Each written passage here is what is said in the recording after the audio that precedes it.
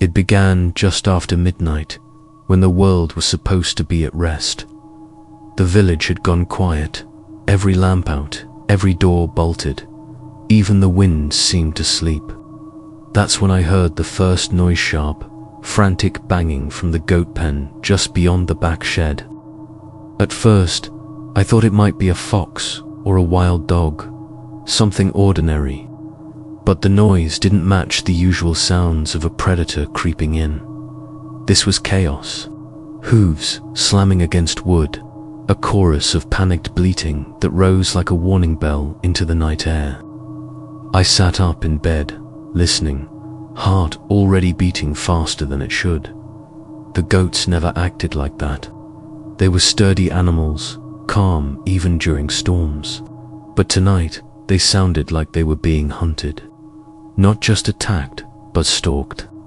Watched, driven to madness by something they couldn't understand.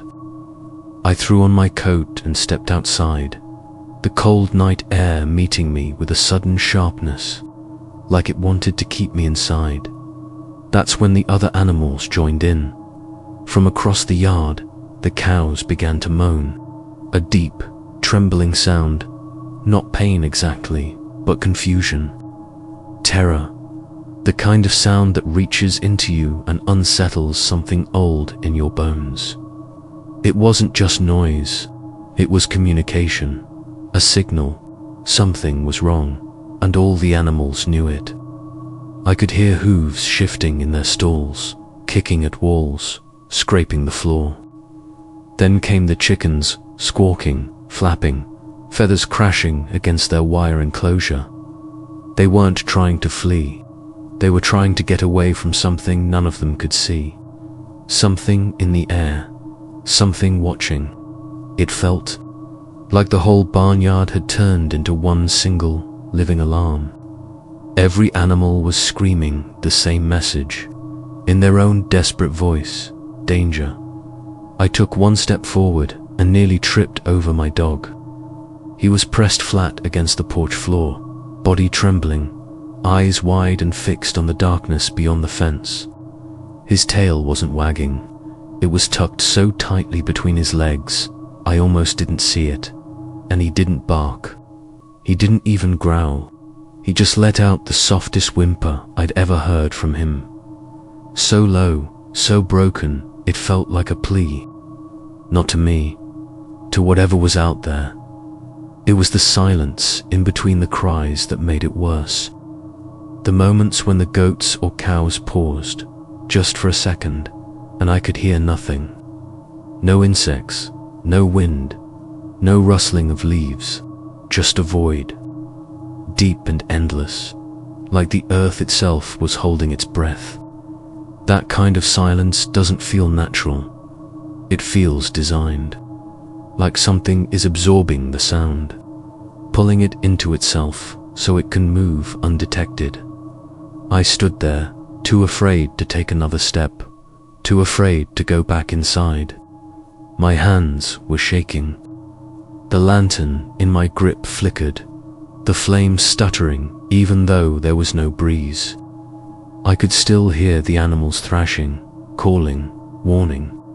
Their fear wasn't like anything I'd heard before. It was coordinated, as though they all felt the same pressure bearing down on them. Something ancient, something that didn't walk with feet but with intentions. The donkey brayed next, a sound that cut through the air like metal scraping against stone. It jolted me out of my trance. I turned toward the barn, and even in the dim light, I could see shapes moving inside. Not fully formed, just enough to unsettle, just enough to make me question if they were real or tricks of the mind. But my animals didn't doubt. They knew, they felt it long before I did. The air outside was wrong. I noticed it the moment I stepped off the porch. It wasn't just cold, it was still. Completely and unnaturally still. The kind of stillness that doesn't come with peace, but with suspense, like the world itself was holding something back. There was no wind through the trees, no rustling in the grass, no chirping from the crickets that usually filled the night with their sleepy rhythm. It was as if nature had gone mute all at once, and the silence it left behind didn't feel empty. It felt watched. I stood on the dirt path between the house and the barn, trying to make sense of it. The only sound came from the animals' unease, agitated and far too loud in contrast to everything else. But in that dead silence, their fear was amplified.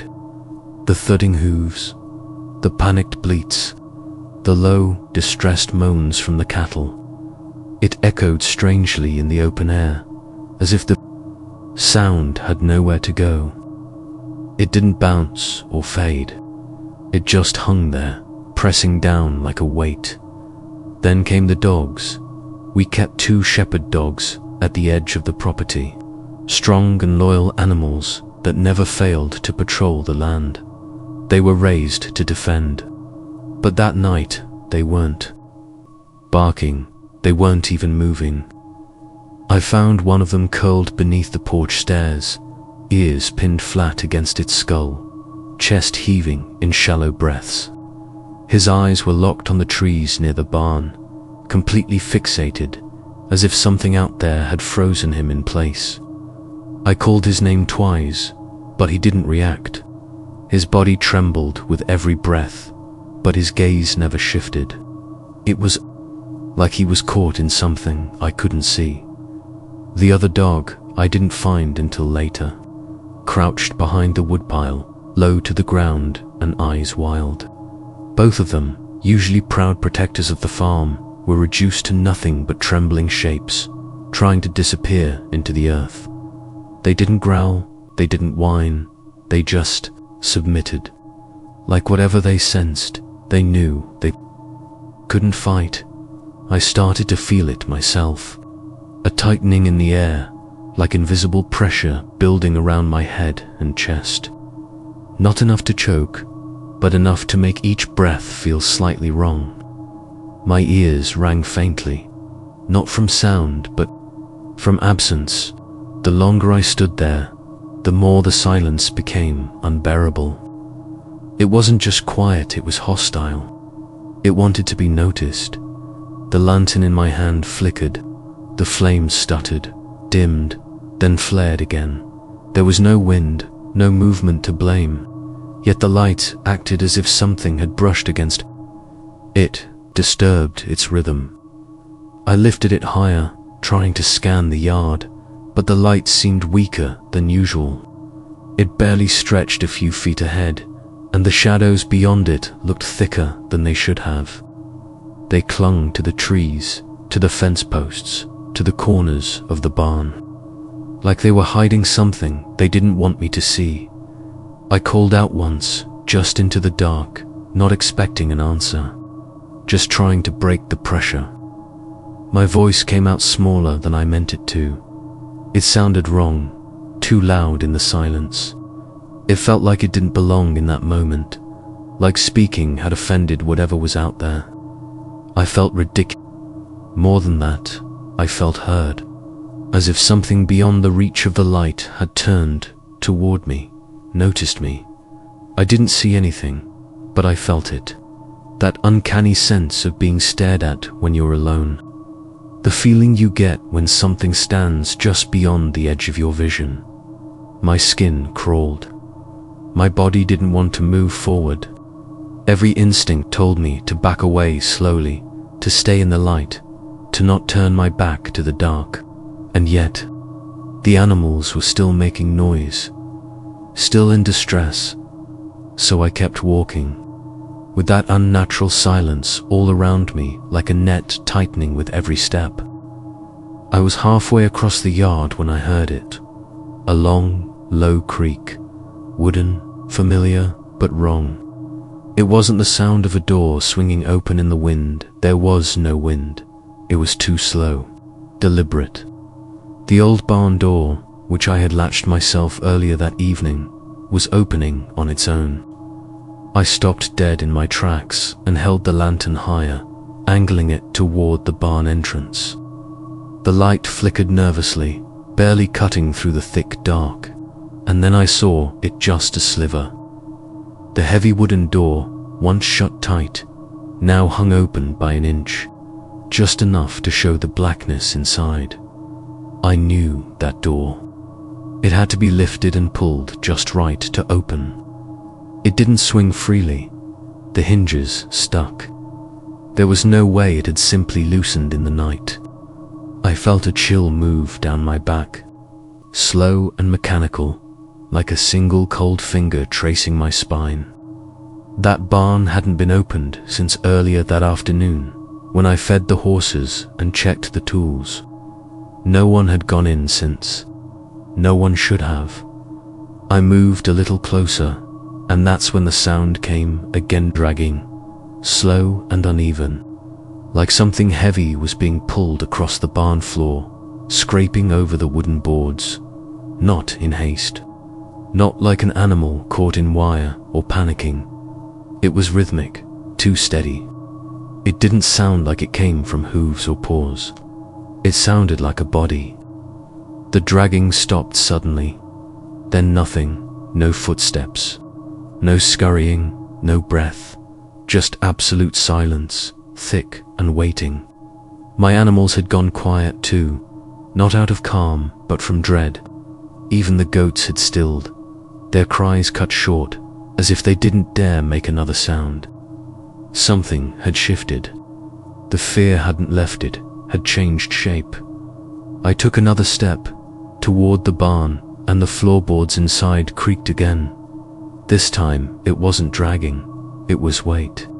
Like something putting its full mass down, one step at a time. Slow, deliberate, measured. There was something inside. I held my breath and stepped closer, squinting through the darkness. The lantern flickered again, casting short, nervous shadows that jumped across the barn walls. I reached the door and pressed my palm against the wood, feeling it cold under my skin. I leaned slightly, just enough to peer through the gap. At first, I saw nothing, just hay scattered across the ground, some tools leaning where I left them, the faint outlines of beams.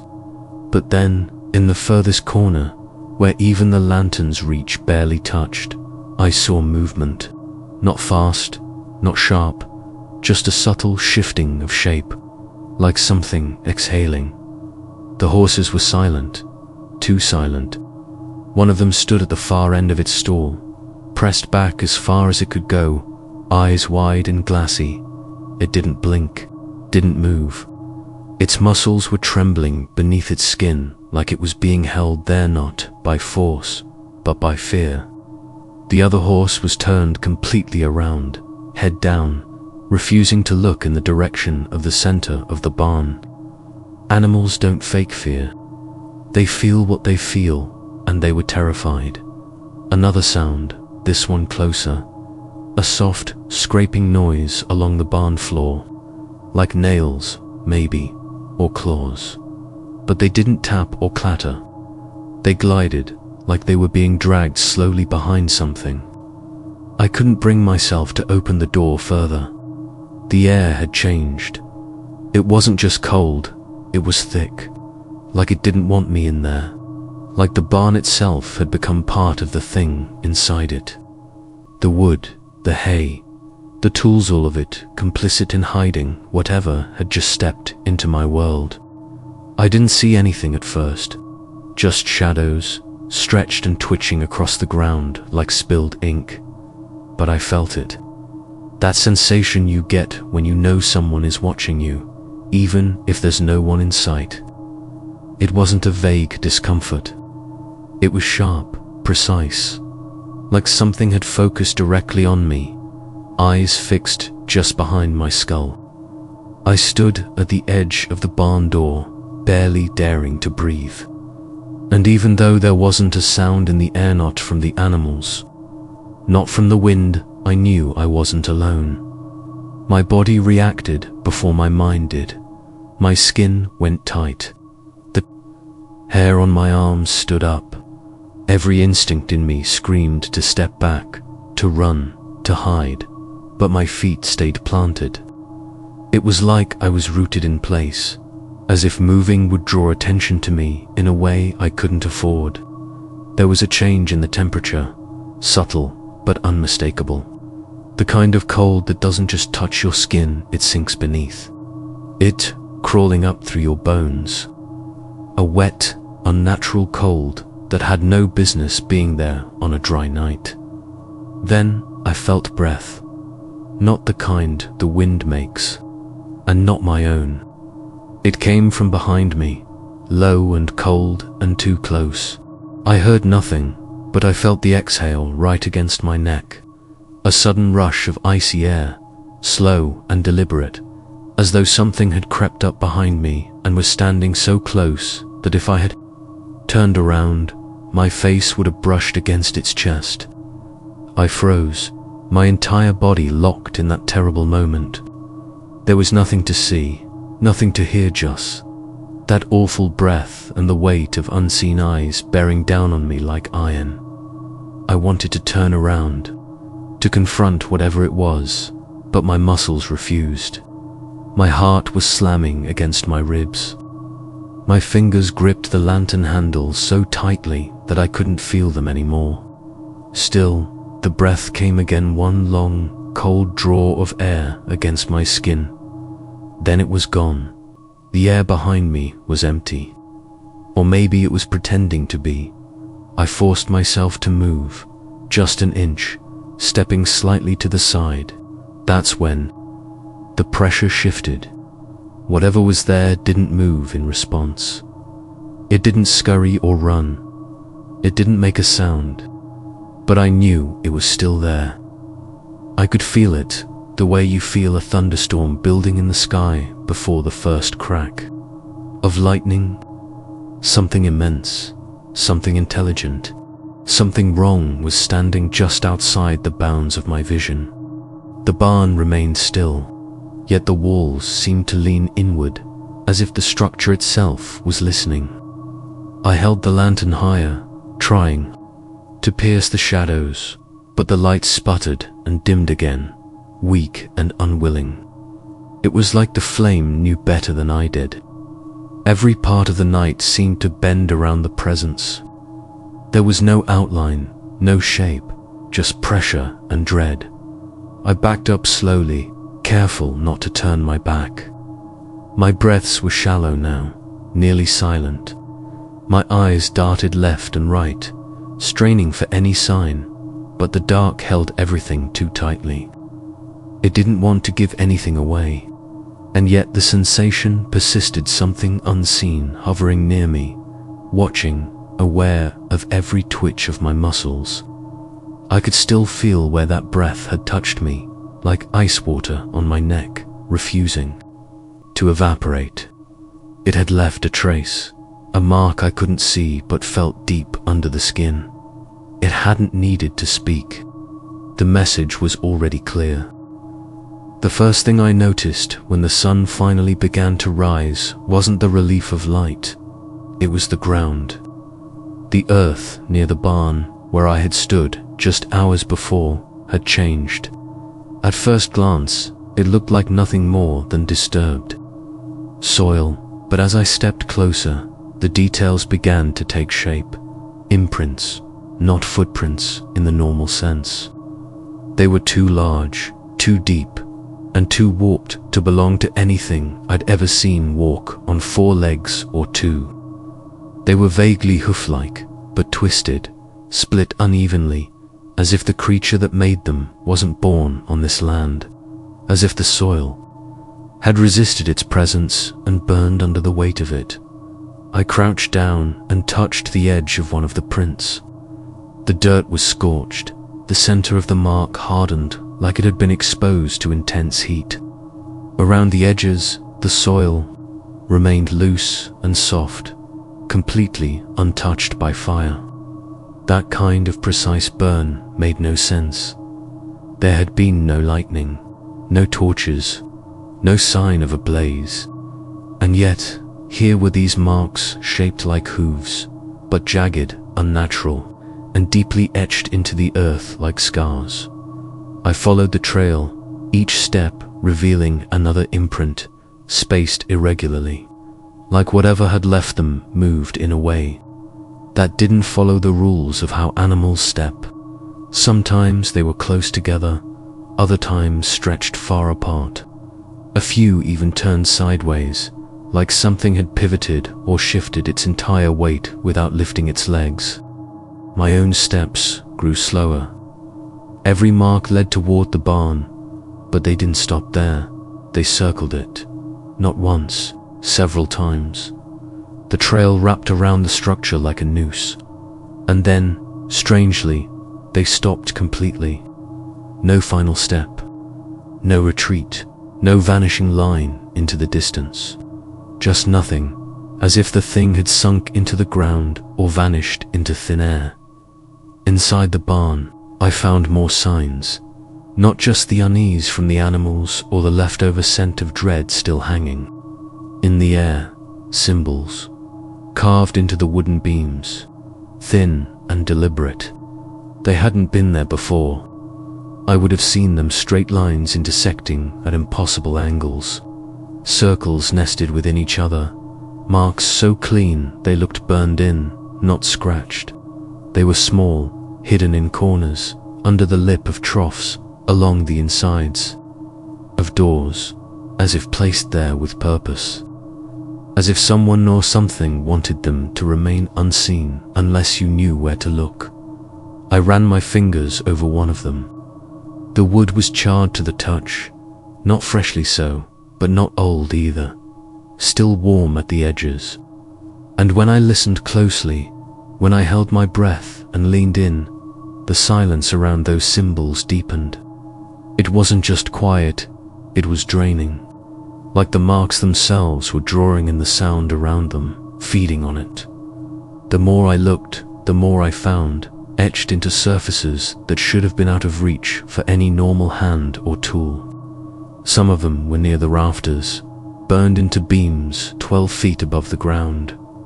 There were no ladders, no footprints near the walls, just those marks, watching from above like eyes. The horses refused to come near them. I tried leading one forward, but the animal planted its hooves and refused to move. Its body trembled, its ears twitched, and its eyes locked on a blank patch of wall with pure, unblinking terror. It saw something I didn't, or maybe it remembered something I had tried to forget already. The whole barn felt tainted, like it had absorbed the memory of whatever passed through it. Not haunted, changed, like it wasn't just visited by something strange, but marked, claimed, set aside for a purpose I didn't understand. That night changed how the animals behaved forever. It wasn't just fear they carried, was something deeper, something instinctual, like the memory of a predator that never left. Even days later, the horses still refused to enter the barn. They would dig their hooves into the ground and tremble at the threshold. Eyes wide, nostrils flared, their bodies turning away as if repelled by something unseen. The goats, normally noisy and eager to explore, huddled close together in the pen, refusing to wander past dusk. The chickens stopped laying eggs. They perched high and stared at corners with twitching heads, as if they could still see something. The rest of us couldn't. At night, the dogs would whine and press themselves flat against the walls, their ears pinned back, their tails stiff. They no longer barked at intruders or chased after foxes. They didn't patrol, they stayed near. The house eyes always turned toward the barn and the fields beyond it, where the darkness seemed a little heavier than it should be. I tried to walk them along the old fence line once, just a simple routine, but they refused. One of them pulled so hard on the leash he nearly choked himself, desperate to turn back. The other whimpered and cowered behind me, her legs trembling, so violently she collapsed to the ground. Something in them remembered, and I started to wonder if they weren't the only ones. There were nights when I would wake up for no reason at all, drenched in sweat, my skin prickling as though I'd been startled awake by something that had just left the room. No sound, no dream, just that horrible awareness. I'd lie there, perfectly still, convinced that if I turned toward the window, I'd see a shadow that didn't belong. The barn was visible from my bedroom. It used to be a comforting sight, standing, quiet under the stars. Now it loomed, a black shape against the trees, darker than the night itself, and always feeling like it was watching. I stopped leaving the animals out after sundown. I locked everything early, doors, windows, barn. I nailed planks across the side entrances, not because I thought it would keep anything out, but because I needed to feel like I had some control. I cleaned the strange symbols off the beams with a chisel and fire.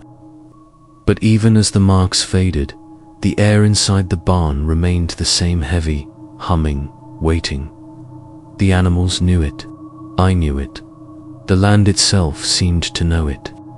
Birds avoided the barn roof. Wild deer that used to wander nearby stopped coming altogether. The grass near the structure turned brittle and brown, and nothing I planted there would grow. It was as if something underneath had poisoned the ground. Visitors started to comment on it too. Neighbors said my property felt strange, like something had shifted. One of them, an old farmer who lived 2 miles down the road, said it reminded him of something he'd seen once, long ago, in the woods during a storm. He wouldn't tell me what. He just shook his head and said, "Sometimes the land remembers things it wasn't supposed to witness." After that, he stopped coming by. Others did too. They said the animals gave them chills. They said the wind around my place sounded wrong. They said it felt like being watched from the treetops. I started to hear things at night, scratching sounds from the barn, light footsteps that stopped the moment I opened a door. I checked every time, found nothing. But the next morning, the barn door would be ajar, even when I'd locked it. Sometimes things would be moved inside. Tools I hadn't touched in weeks, suddenly resting against a new beam, ropes tangled in knots I couldn't recreate, straw arranged in spirals that no animal could have made. Every time I tried to explain it away, something else would happen, subtle but deliberate, as if something was reminding me it hadn't left, as if it never really needed to leave at all.